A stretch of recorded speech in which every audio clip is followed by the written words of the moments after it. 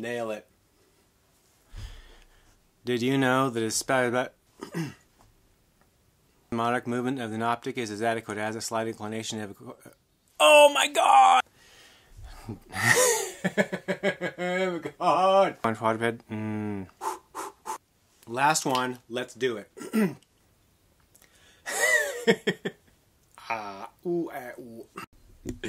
Alright, I got it. This shit'll be funny.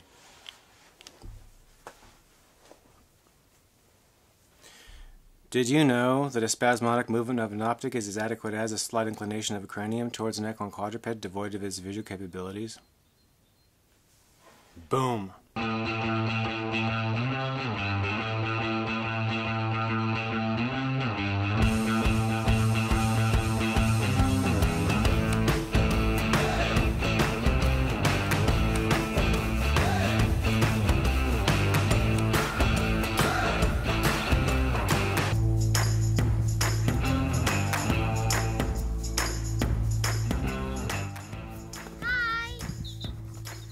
It's really hard sounding smart, but to actually do smart takes energy, curiosity, and insight.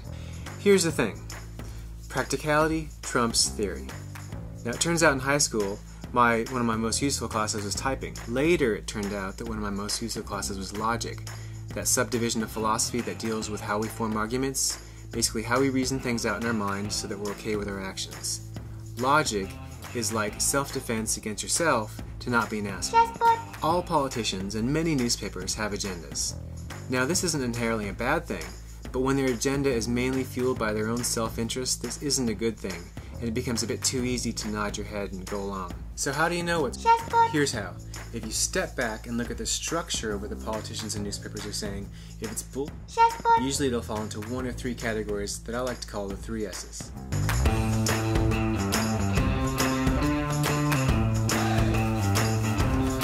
Save this lamb. Let's put it back in. Should I press it now? Okay, lamb.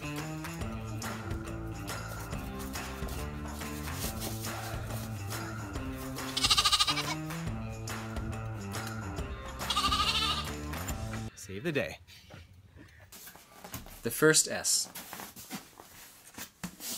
The straw man argument. This is when a person presents a fake version of their opponent's argument. You know, one that's weak and easily knockdownable, like a straw man. Then he'll handily knock down that argument. And boom, winner.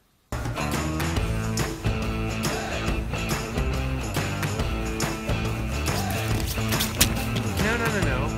Across the front. Go.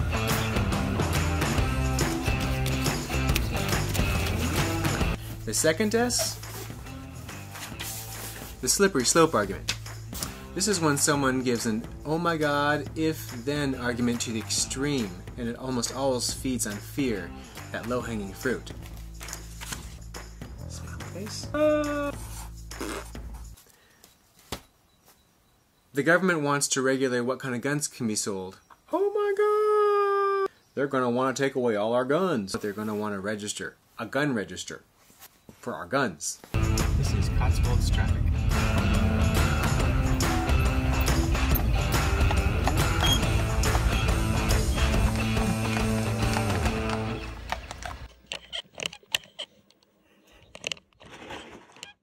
Who is it?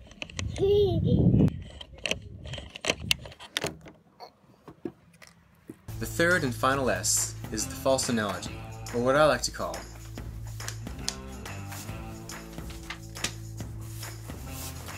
the comparison. This argument says that because two things might be alike in some way, then they can be compared in all sorts of other ways. Tomatoes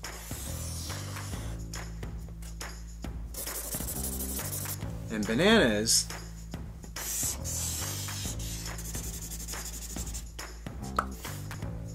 are both fruit. Therefore, tomatoes will go nicely on my Cheerios.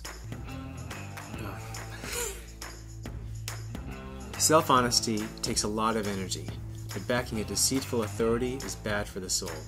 So the next time you're kicking back, watching some guy in a blue tie, or some very colorful but twisted news channel, ask yourself this question: am I seeing any of the 3 S's?